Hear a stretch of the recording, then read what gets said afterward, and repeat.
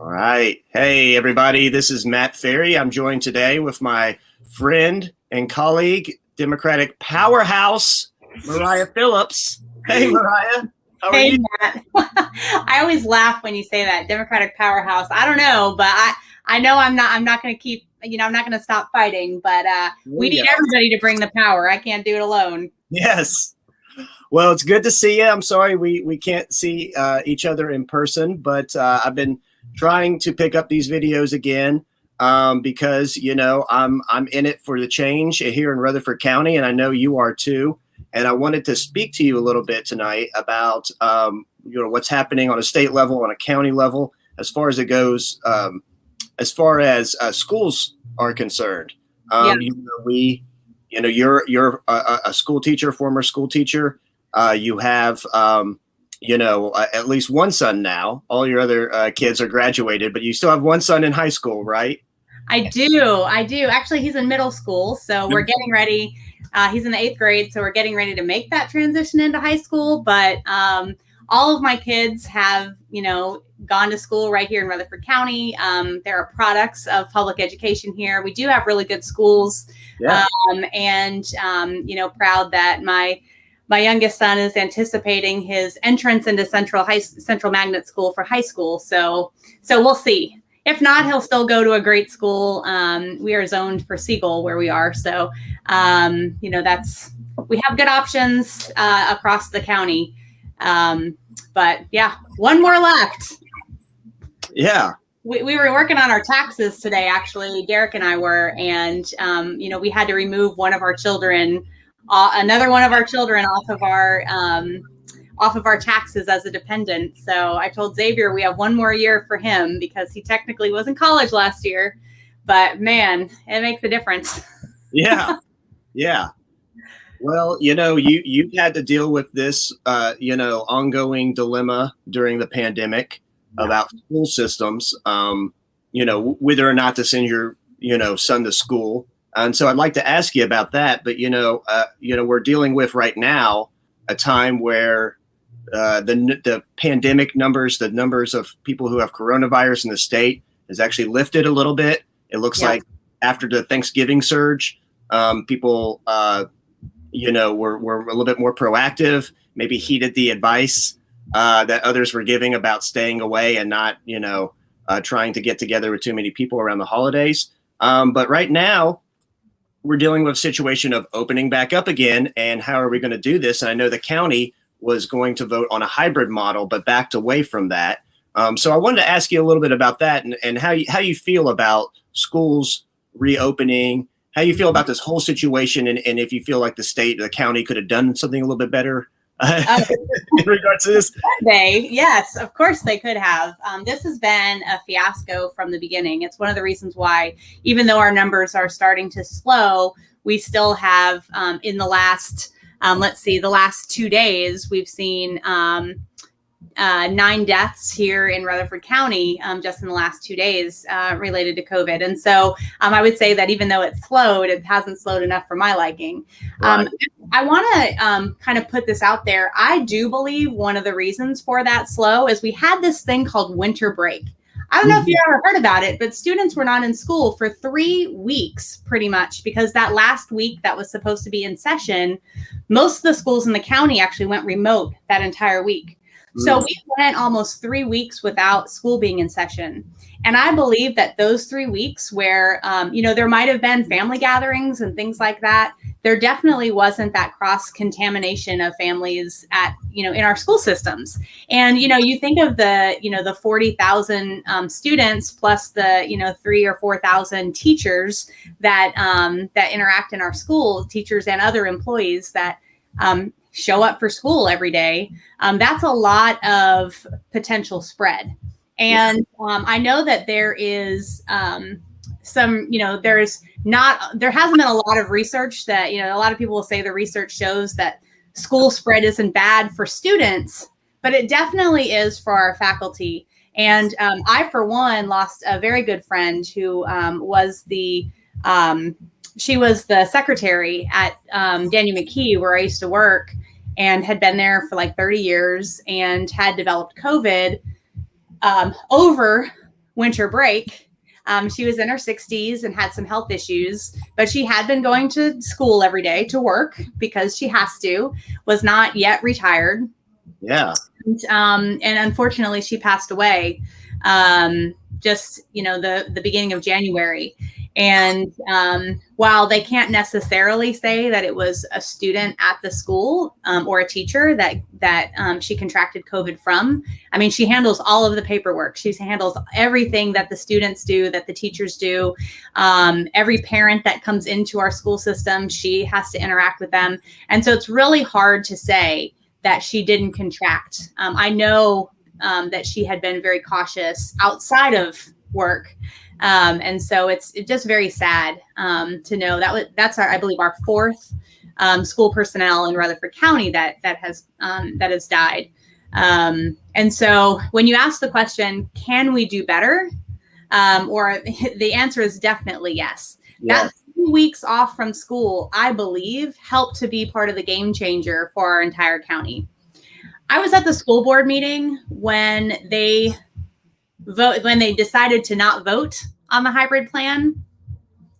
And it was an interesting meeting because there were a lot of parents there that wanted to speak, but because the way that the county school board has it set up, you have to announce it 24 hours in advance of the meeting.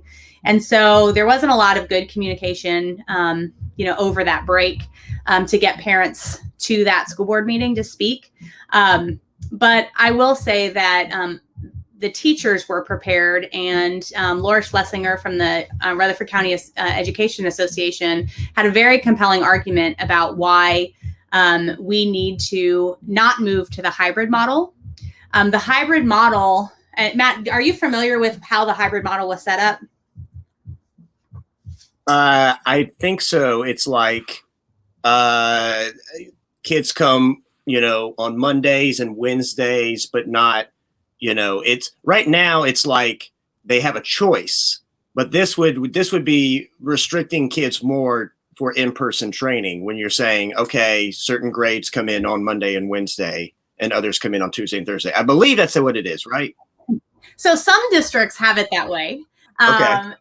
So the problem with the hybrid model that Rutherford County was proposing was there was still the option for parents to keep their students on full-time distance learning. That's the option that I've continued to choose for Isaiah. As much as he hates it and wants to go back to school, we do continue to have him on distance learning. So that option would still remain for parents. But the hybrid model would have some children, like let's say A through M, those students whose last names were A through M would go Monday and Wednesday in no matter the grade. Okay. And then the N through Z students would go Tuesday and Thursday, and then all students would be off on Friday. Okay. So what that was to do was limit the direct number of students in the classroom and in the hallways. And so I could see some of the benefit of that, right? Because when you only have, 18 students in the class instead of, 36, then you definitely are reducing the number of students in the hallway, in the lunchroom, on the playground, whatever it is where those students are. And it's also easier for the teachers to, monitor the students, which is important. But the problem is it doesn't protect the teachers. And so if because the teacher still sees the same number of students, they just see them on every other day. Yeah. And so there's still a lot of opportunity because let's say a child with COVID comes in on Monday, the teacher, starts to feel sick on Tuesday or Wednesday or Thursday, right? Because it takes a few days. Now, all of those students that she's interacted with are now still exposed to potential COVID. And so it really doesn't reduce the risk of spread in the way that, on paper, it seems like it should. And so the of course, the teachers and the administrators, for the most part, were really against that because they're trying to protect their faculty. Because we know that Rutherford County Schools, not only do we have enough do we not have enough teachers to actually staff our schools full time? Right. but we don't have enough substitutes Right. to fill those gaps. And so we have had classrooms that have gone without teachers, where the educational assistants that are, designed that are legally responsible for special education students have been pulled out to substitute teach classrooms. And we have, seen many of those classrooms just go unmonitored. Could you imagine a second grade classroom being unmonitored? Right. You don't have to imagine it anymore, because that's what has happened in Rutherford County schools. Mm-hmm. Mm-hmm. So, when the focus is supposed to be on education, how much education is that second grade classroom getting when there's not even a teacher available to be in the room? Right. And so, the reason why we have this, this lack of learning that our legislation keeps talking about is not because the teachers aren't doing their job to the best of their ability. Right. It's because the teachers have not been given the resources to do their job. Right. To their ability. Right. So the hybrid model would have the teachers still teaching the students at home, mm-hmm.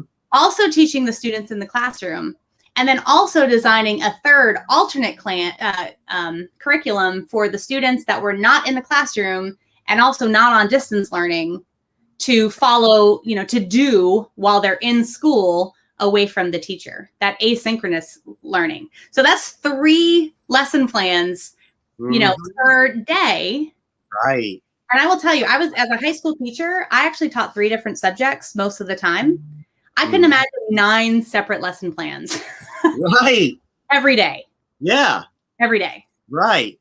And on top of that, we're dealing with a situation where for years, at least since the Republican supermajority took over in the state house and state senate, there has been the underfunding of the public education system altogether. And because of that, before the pandemic, students were struggling. We had a shortage of teachers. And so now we're dealing with a situation where it's gotten even worse. And at countless times, our legislators could have done something about this, but they didn't. Including the time that they had a special session focusing on education 3 weeks ago. Right. Well, talk to you about that too. Yeah. Ironically, they didn't focus on anything that would actually help education.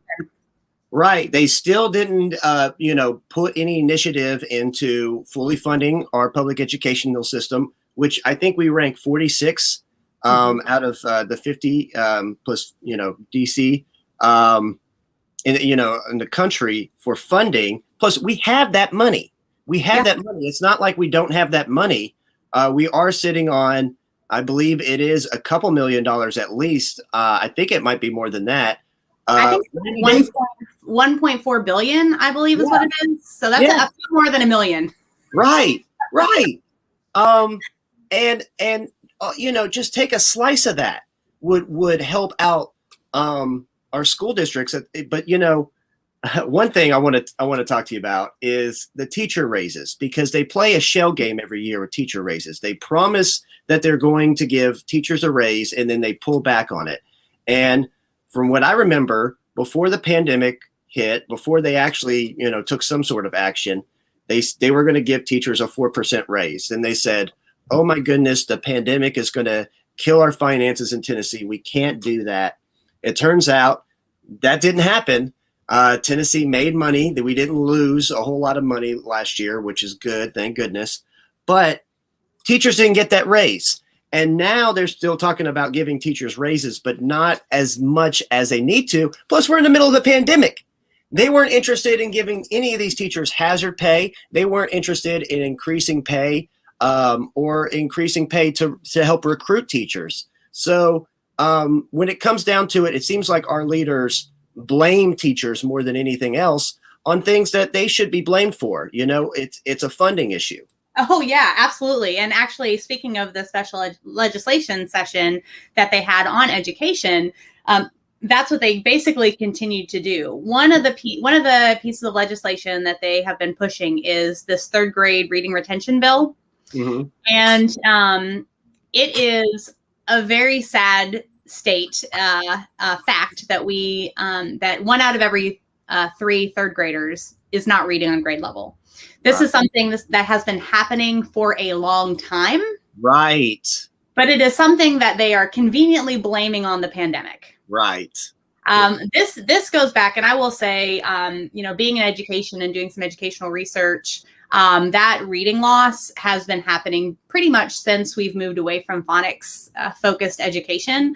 And so bring back phonics. I'm going to hashtag that later. But, when we have moved away from actually teaching the fundamentals of reading, and we moved away from that at younger and younger ages. And so, I was very fortunate to have grown up on Sesame Street, where we learned the alphabet and learned the sounds and the letters. But unfortunately, so many kids now are growing up on other things like Mickey Mouse Clubhouse, which is great. Dora the Explorer is great, but it's not teaching those reading fundamentals that we really still need.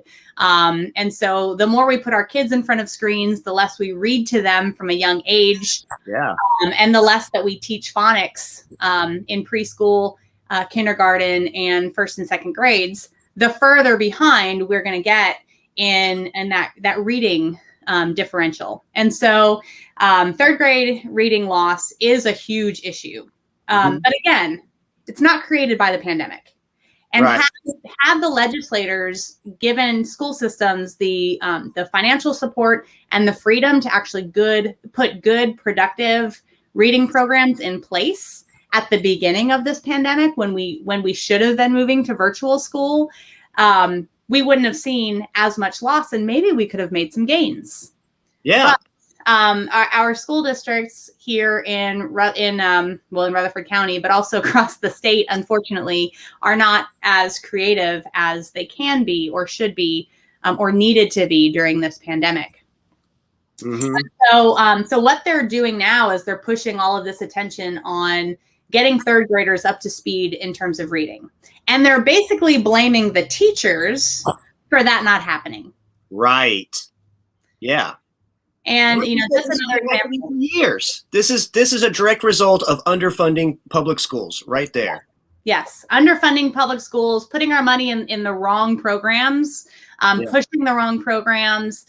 Even this move to statewide mandatory testing, which is not federally mandated, spending our money on tests, but not actually putting the resources in teaching the curriculum that helps the students be successful in those tests.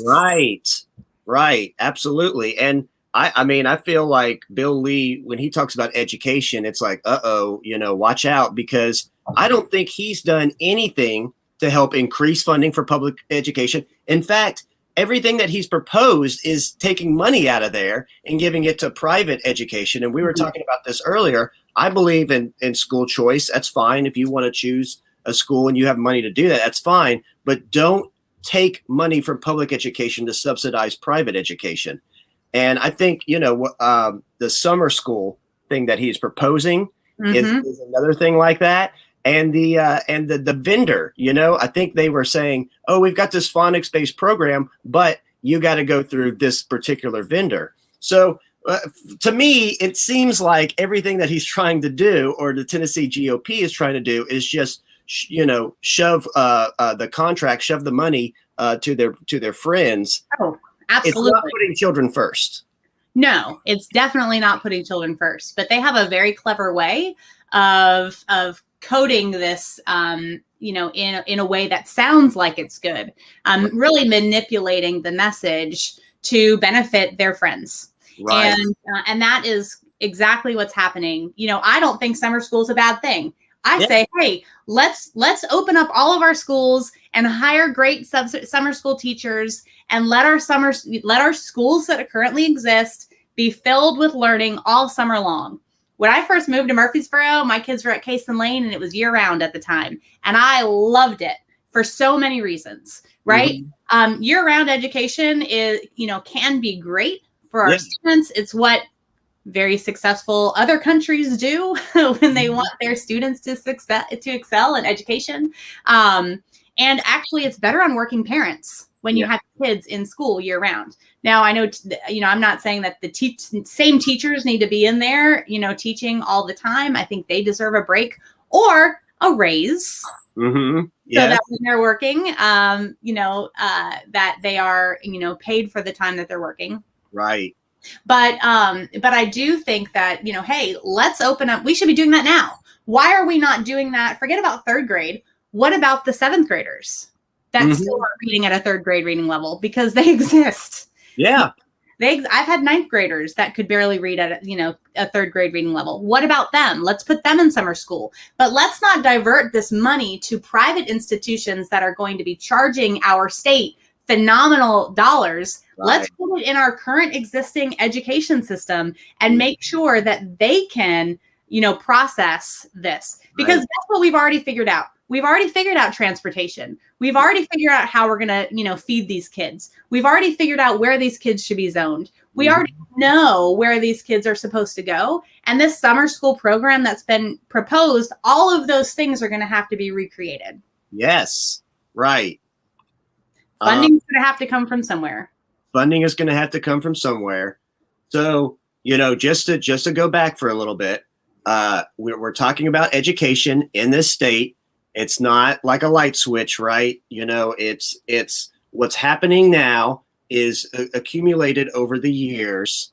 So, 1/3 of third graders who can read on third grade level didn't just happen overnight, didn't just happen because of the pandemic. This has been happening because of the chronic underfunding of our school system, which they continue to do. And they made this special session recently and rushed everything in, right? Usually they have committees. Usually the bills are introduced to the public. They didn't do any of that. And they didn't negotiate with their Democratic counterparts. They're not interested in power sharing at all. They're not interested in input from them. They're not interested in input from educators. They had zero educators put any input into this, into these bills that they rushed forward. So, I'm just wondering what is next. What do you think they could do right now? What do you think they could change? I know this is this is a little bit, they could do lots of things, of course. But besides, the funding issue, or maybe we want to talk more about that. What do you think that the state or the county could be doing better? I will say electing Matt Ferry and Mariah Phillips. There you go. There you go. There you go. No, but what, honestly, it does go back to resources, right? There's a scripture that says, that you can see the overflow of your heart through where your resources are spent. I'm misquoting that terribly. I don't know why I can't think of it, but that's, they talk about, funding as a moral document, and, where we put our money makes, it tells the story about what we hold value. And so none of the solutions can be met unless funding and resources are available to support those ideas. Wow. Teachers need to be respected. I was on a call the other day where somebody made the point that when they were growing up, the teachers drove the Cadillacs and the teachers had the nice houses in their community because teachers were a respected profession. Yeah. And, the reality is these days, teachers are working 2 jobs because they have to pay their mortgage, And so, you definitely don't see the same kind of respect as a profession as you once did for teachers. Not only are they not getting their raises, but, as a teacher with a master's degree, I was making less than I do making coffee for a living. You know what I mean? At Starbucks. And so, the fact that a company like Starbucks can respect me and my knowledge more than, our local county school system, that's a problem. When teachers have to spend $10, to buy a box of face masks, because you see my face masks here. Yeah. Right. These are $10 a box. And Mm-hmm. there's I think 50 of them in here. Perhaps, yeah, there's 50 in here, right? Mm-hmm. Teachers were given 2 boxes of these at the beginning of the school year. Wow. Yeah. And this is supposed to last them all school year because, of course, students were supposed to bring their own. And while many students did, and many students continue to do that, once they take that mask off to eat lunch, or it drops on the ground, or they can't put them back on their face. And so teachers, what do? They give them a mask off their desk. Mm-hmm. And so I had a student, he was a 10-year-old little boy who came up to me when I was running for office, and he let me know that he said it was so sad. He said, my teacher, I saw 6 boxes of face masks sitting on her desk, and it's still in a bag. And he asked what they were for, and she's told him that, they had run out. So she bought some more because she saw them. And he said it was $9.95 per box. So she spent almost $60 just to buy masks for us students. Wow.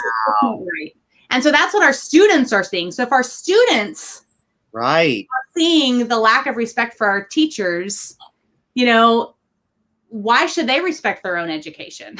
Yeah. When, their teachers who they love and care for and, treat them well, aren't getting the respect that they deserve. So we can't do anything unless we change the funding structure for our teachers so that they can get paid what they deserve.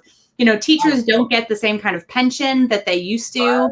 And I can tell you the retirement program that TRS, I think is what it's called, that we use in our state is terrible. I didn't even invest in it when I was teaching. I went to my own private investor because it was not going to benefit me long run. Yeah. And and then of course funding the actual programs themselves, not to go to worthless programs, but to go to things that actually teachers need to teach. And that, we should have done that. We should have fixed that at the beginning of this pandemic. We had a huge opportunity to do the right thing and make sure that our teachers were set up for success. We needed to go virtual completely. I still think that's the right thing to do, at least through the end of the year, until this vaccine can be into enough, teachers' arms so that they can be protected. But funding, how do we, third grade summer school is not going to fix. You can't just throw all of our third graders into summer school and think that that's going to fix the program, because there's still going to be kids that might catch up a little bit over the summer, but then they're going to fall right behind again in the 4th grade and the 5th grade. Yep. And you already got teacher shortage. And, I was thinking about this recently. MTSU, my alma mater, your alma mater, great school. Yeah. It started, over 100 years ago as a teacher's college. Yeah. And it was very successful at that. And over the past century, it has trained a lot of teachers. And like you said, back in the day, we used to actually respect these people. We used to pay them a living wage. We used to be interested in giving them, a pension that serves their needs. And now, they've taken their collective bargaining rights away.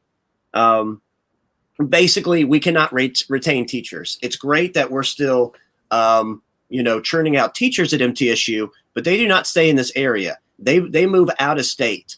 I actually have a friend who took a contract at a college in Georgia because nothing in Tennessee paid as well.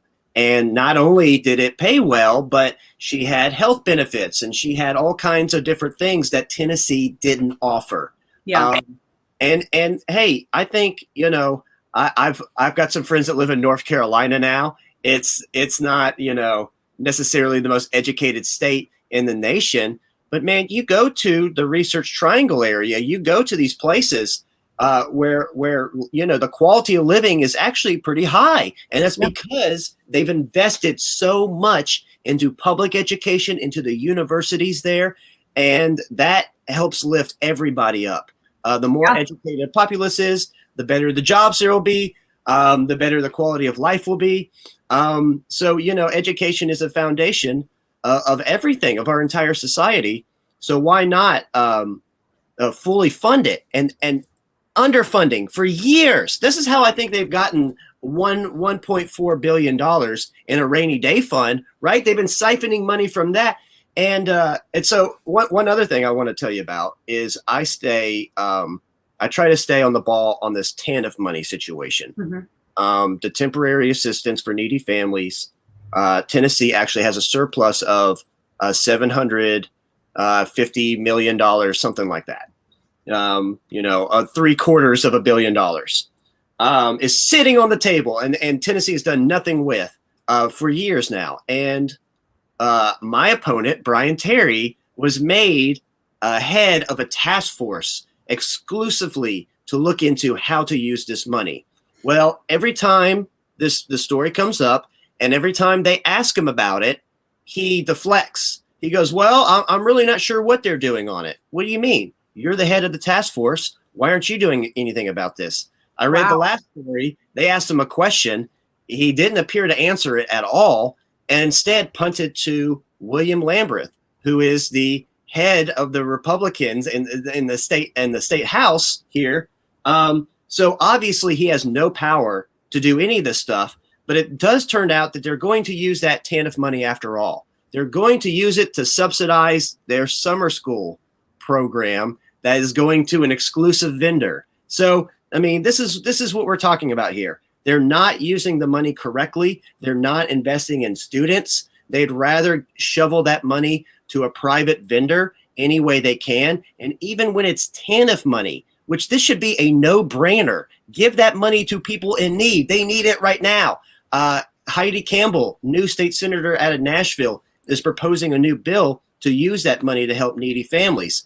But Brian Terry does not have a good answer, and instead they want to use this for summer school money. I don't really have a question about this, but I just wanted to tell you that, here's a pool of money right here that they could be using to actually help the community. Not that they could be, Matt, but they should be, according to federal guidelines, which is who gave them the money. The federal government has given us the money to assist needy families.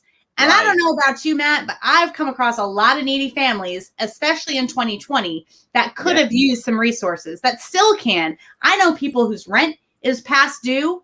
And, I know the landlords are like, what do I do with these people that are still out of work? How do, their unemployment benefits that have stopped because they've run out, right? People who's, who have to be out of work because they're taking care of sick sick children or sick family members, and they don't want to risk going into public because we don't have a mask mandate. And so these are the kinds of situations, these are the kinds of needy families that federal money is designed for. Right.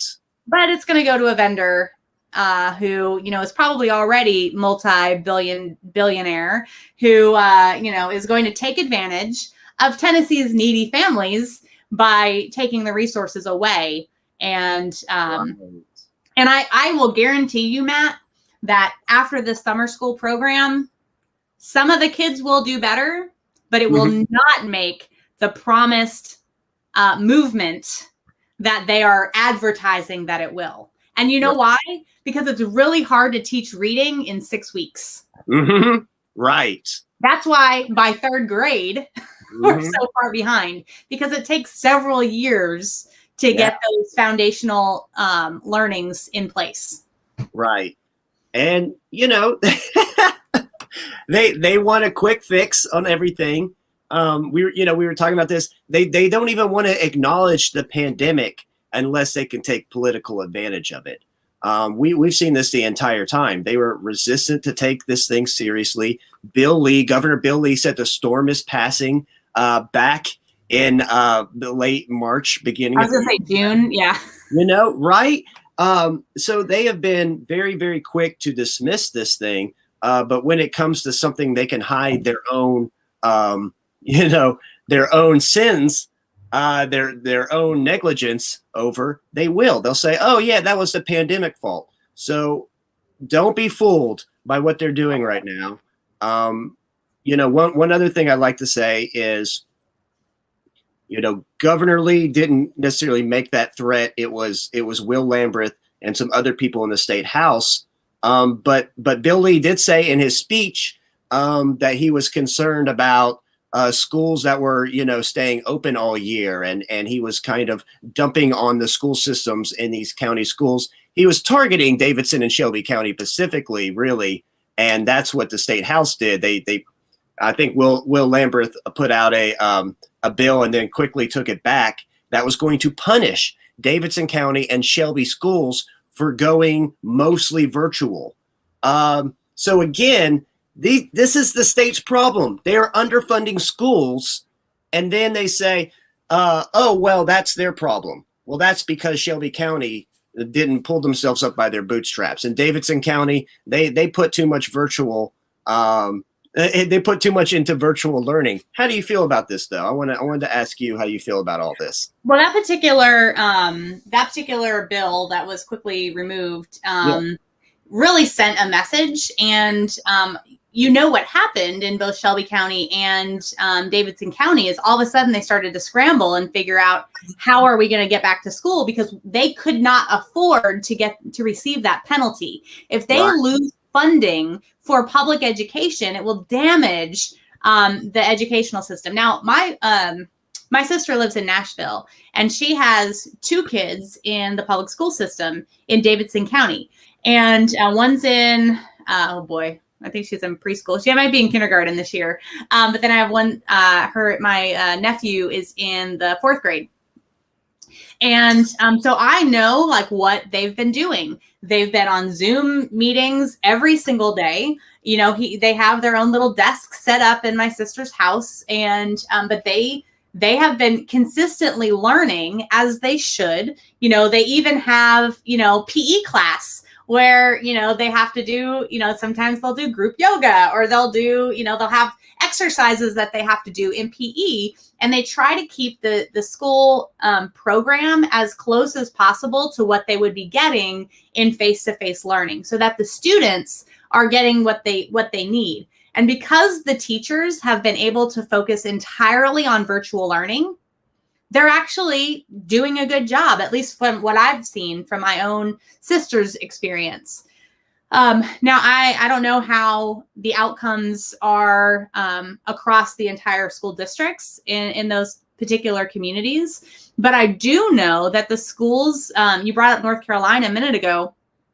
I know of a very successful school system in North Carolina, where I have some friends out there, where they've been doing virtual learning in blocks.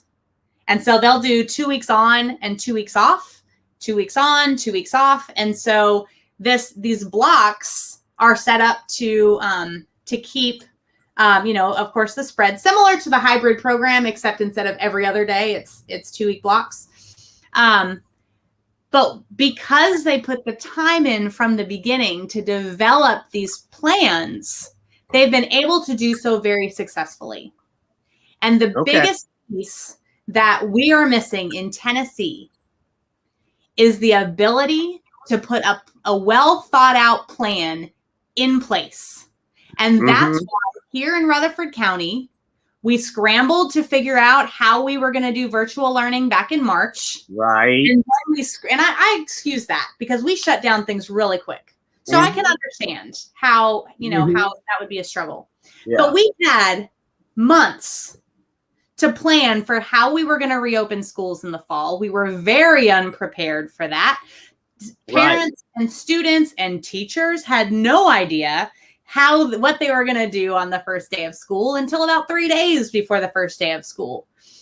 And then the fact that even through this pandemic, upon returning from winter break, we still waited until the first day of school to decide if we were going to go back to school. Right. Like, the fact that school board decision to not vote on the hybrid plan was made after we were already back in school blows my mind. That should have been something that was decided and voted on in December. Right. What are we going to do after winter break? How are we going to come back? Or are we going to come back in person? That decision should not have waited until we were already back in session. Right. It blows my mind the lack of preparation, Yeah. even in an emergency. Mm-hmm. I don't know about you, Matt, but I've known there was a pandemic since March. Right. It did not take me 9 months to figure out that we were in a health crisis. Right. And what you're saying is absolutely true. The state, and the federal government did not have a coherent, comprehensive plan to combat this pandemic. We know, Governor Lee and the Tennessee GOP prioritize bars and gyms over schools, and that's why we're seeing this. We're kind of in what I would consider a cold shutdown. Everything isn't shut down.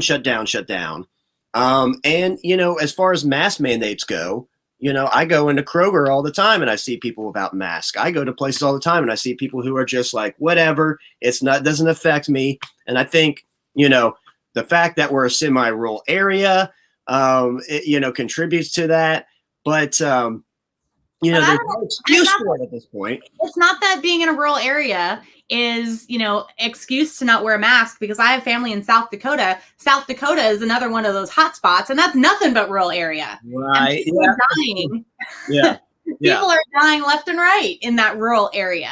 Right. And so rural areas should be most concerned because they don't have good hospitals. There you go. So when they get COVID, there's nothing they can do to keep themselves healthy or to get healthy because they don't have access to ventilators. Right. Or the proper medical care to keep themselves alive. Right. If it takes an hour or two to get to a hospital, your chances of surviving that COVID attack are much lower. And you're right. The death rate in South Dakota is just awful right now. But the point I wanted to make, I did get kind of sidetracked there. What I was really wanted to make was, that there was no real plan from the feds, from the state government. And when the state actually came together after months of letting local school districts fend for themselves, figure it out for themselves with zero additional resources, what did the state do? Hardly anything. Blame the school system. Try to say we're going to take away all your control. Didn't invite any educators in on the bills that they were passing. Didn't try to get any kind of expert help.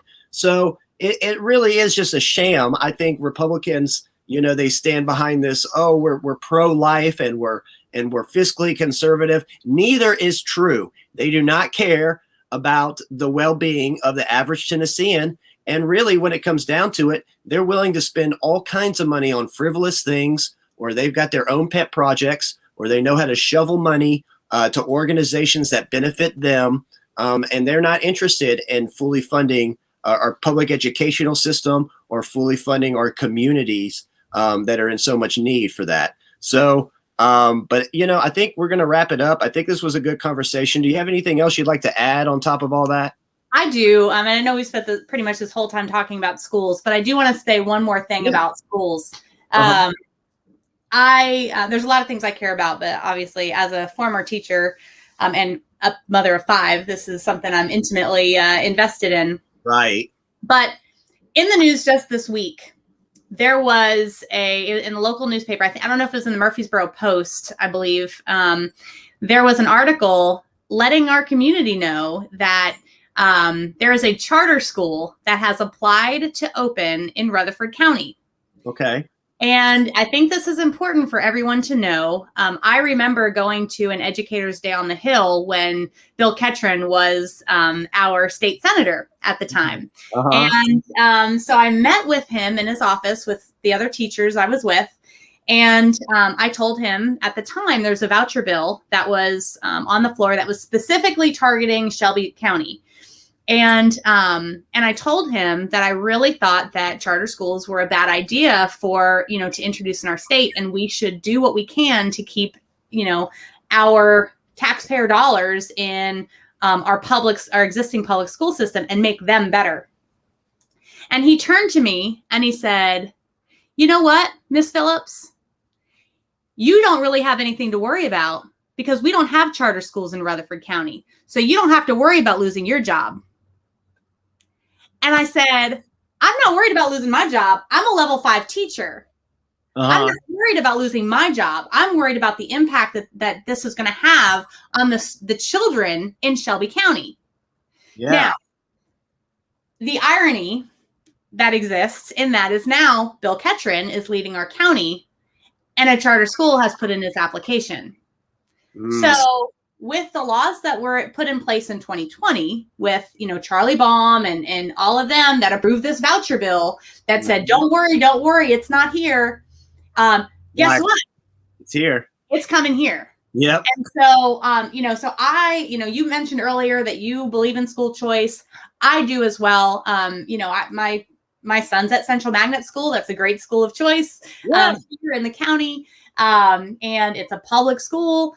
And I will say, my sister is a professor at Vanderbilt. She works, she does school reform and research at Vanderbilt, and so she's actually written extensively on charter schools and other school choice initiatives. And so I do have some, kind of professional experience in this regard. And the truth is that not all charter schools are bad. Right. Some charter schools, are excellent school models. They really do, because of the freedom they have to run their schools outside of the bureaucracy of the larger system. They have, some of them, a few of them, elite charter schools do see some good success. Mm-hmm. But the problem is, with every successful charter schools, there are 9 schools that are crap. There are 9 schools that do not have the accountability that are put in place as our traditional public schools. There are 9 schools that are continuing to get just as well funded, but not getting the results that our schools will receive. And so for every school that exists, that's great. There are 9 others that are failing our kids. And so I really want to encourage anybody that's paying attention to contact their school board members and let them know that charter schools coming to Rutherford County is a bad precedent to set. Yes. So, I just wanted to make sure that people knew that was coming. It should be heard on the school board has it, I believe, on their next Rutherford County School Board has it on their next agenda.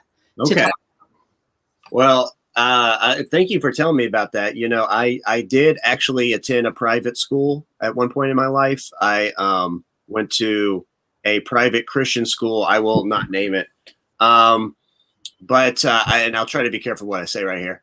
But it wasn't the worst thing in the world, but it was definitely not, state had no control over it. They could teach whatever they wanted to, and when you're dealing with something like a magnet school, they are, participating in what the curriculum should be as far as like state guidelines.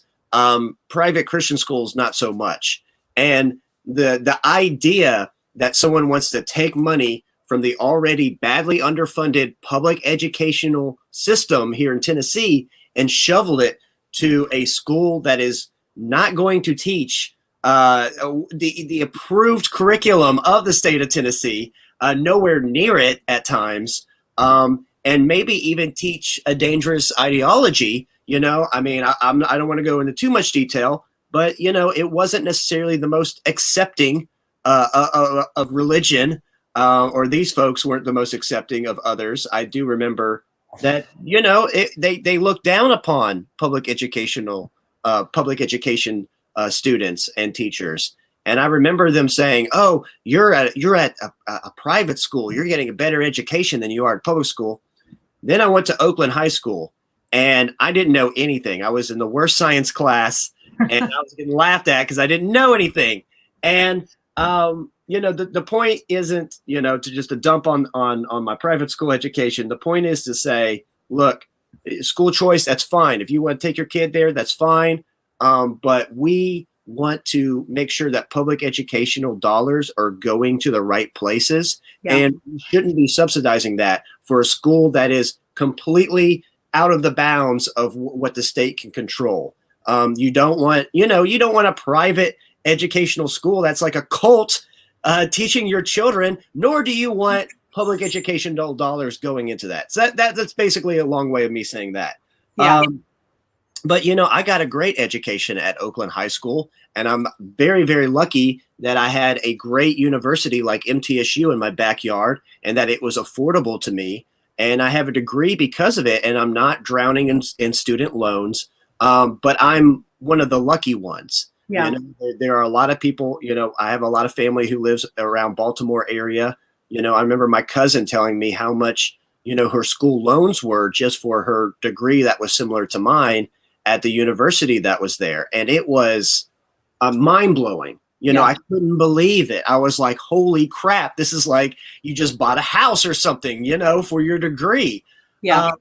So, we can also talk about like, state universities and how they've been underfunded over the years. And that's a big problem as well. Yeah. But our public educational system, here in Rutherford County, it's quite good compared to other counties in Tennessee.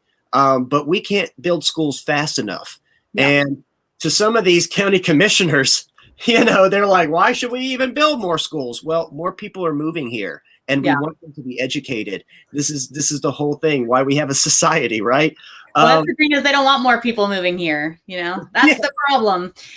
Hey, on that note, I do want to just let you know and other people know that the person who submitted, one of the people on the board who submitted the application for the charter school actually is, I think he might be the president of Trevecca University.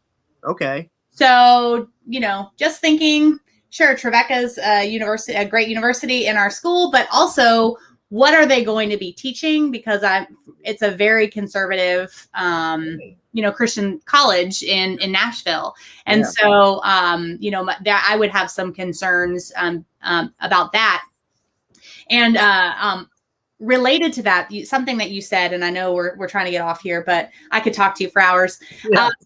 Besides education, there is another bill that I think it's really important that's connected. You had talked about getting, in your private education, sometimes you didn't have the most accepting or tolerant education where you were. There actually is a bill on the floor that allows for that. And so House Bill 372 and Senate Bill 193, I have to thank Luke Arnold from TEP for sharing this with me. He's incredible.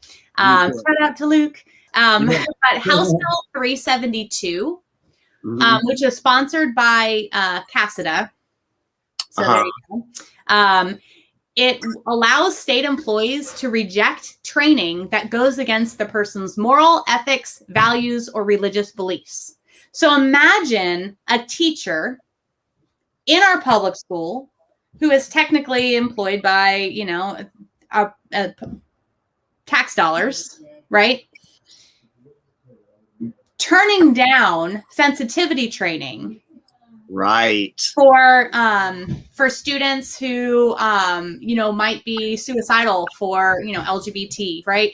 Imagine a teacher turning down, or, any state employee, given the authority to say, nah, I don't want that training because it goes against my ethical, moral, or religious beliefs. Right.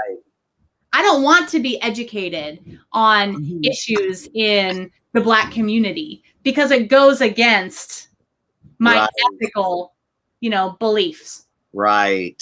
Imagine that. Yeah. That's what will happen if this bill, House Bill 372, gets passed. Right now, they're still putting the bill together. But Glenn Cassada knows how to work it. And I guarantee if he cares about this bill enough to put his name on it, he's going to try to figure out how to get it passed. Right. And that will be, we're talking about, the Tennessee is the buckle of the Bible Belt. Where are the values and the compassion and the humanity that Jesus stood for? Right.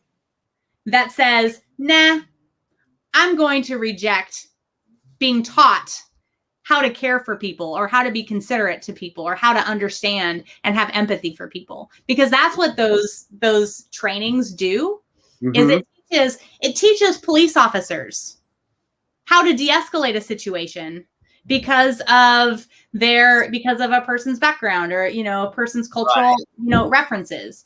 It teaches teachers, or employees at the DMV or wherever, how to deal with immigrants who experience trauma.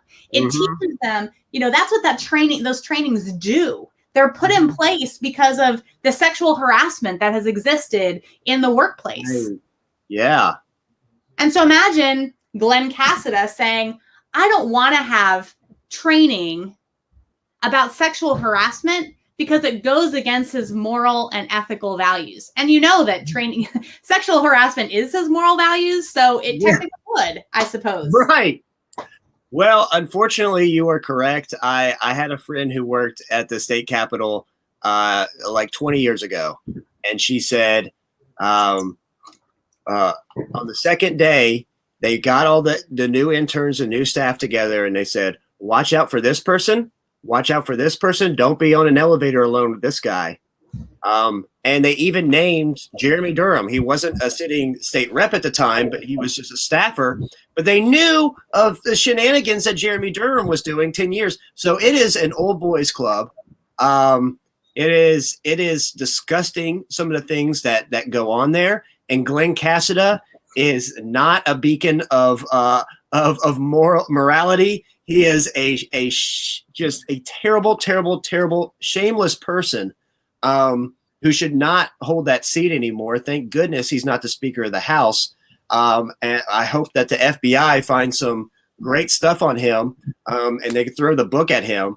But I'm not going to hold my breath on that. But this is another example of our leaders not doing the right thing, more interested in letting themselves do whatever they want, right? There is, I think, Joey Hensley, a doctor who has had affairs with multiple patients, including one that he was writing scripts for opioids for. Oh, wait, Scott Desjardins? Oh, no, wait, I'm sorry. No. Different rural doctor who took advantage of his patients. Okay, sorry. Yeah, I know it's easy to confuse them. But they're both still in power. And, I mean, this is from the people who, didn't want a bakery to bake cakes for a gay couple's wedding, are the ones who are now saying, oh, businesses should be allowed to go maskless. They should be allowed to not, reject a mask mandate if it's handed down from the state or from the county. So that is a shameful thing. And it's another example of them not taking this pandemic seriously, which is, part of the trouble that we're in now. So anyway, also House Bill 233, is also something they're going to be putting in question the definition of marriage again in the state of Tennessee, hoping that bill goes up to the Supreme Court so that they can continue to fight that, because we have a different Supreme Court now than we did when that was passed, when Obama was president. And so, imagine all of the couples that have been married in our state that all of a sudden will have those vows in question because of House Bill 233. So that one has not been completed yet and is still being put together. But we got a lot of work to do, Matt. Yeah, we do. Actually, I thought you were going to mention something that Luke Arnold has been working on, which is fighting back against the anti-transgendered student athletes. Yeah, House Bill 3. Yeah, that one actually goes on the subcommittee on Tuesday. Yeah. So it's really important that we get that we notify our representatives, and especially if they're on the subcommittee. It's the K through 12 education subcommittee to let people know how damaging this will be for students. Right. So they're back to their old tricks. Yeah. We thought that they were done with the slate of hate. We thought they were done with targeting LGBTQ youth in Tennessee, and they're not. And really, they got nothing else. All their bills are about harming people and not about actually taking care of people. Literally. Yes, literally. Literally, all of their bills are harming people. Right. Or taking care of themselves. And right. So, will we see a change, or will we see more of the same? I think we're going to see more of the same, but we are going to keep fighting. We are going to push back against this hateful agenda, and we are going to try to elect some leaders who give a damn, who are actually compassionate people who want to see people succeed in Tennessee. So, we're thinking about 22 already. We haven't made any choices. I'm sorry, I'm speaking for you right now. But I know we're also recruiting. There's lots of different roles people can play, whether they want to run for office or whether they want to help someone run for office. There's state offices up. There's going to be county offices up. All the county commissioners are going to be up in 22, including the county mayor, and also the county school board. So, we've got some work to do here in Rutherford County, but it's possible. The numbers are trending our way. More people are being more educated on these issues and are understanding what's really happening on a state level. So I'm encouraged. I'm optimistic. Yeah. But do you have anything else you'd like to say on that subject before we leave? On that subject, Matt, we got 44% of the vote still in 2020 elections, and so even though none of the candidates pulled through victorious, we're continuing to move that needle closer and closer into our territory. Redistricting is occurring right now. They are drawing the line, redrawing the lines for our county commission seats as well as for our state house and state senate districts. Because of the growth of Rutherford County, there's a very real possibility that Rutherford County will get another state house seat and potentially some more county commission seats. And so it'll be interesting to see how those lines are drawn. When people say that there's not much gerrymandering that happens when those lines are drawn, I laugh when I see that 34% of our voters are voting for Democrats, but only one of our elected officials actually is a Democrat.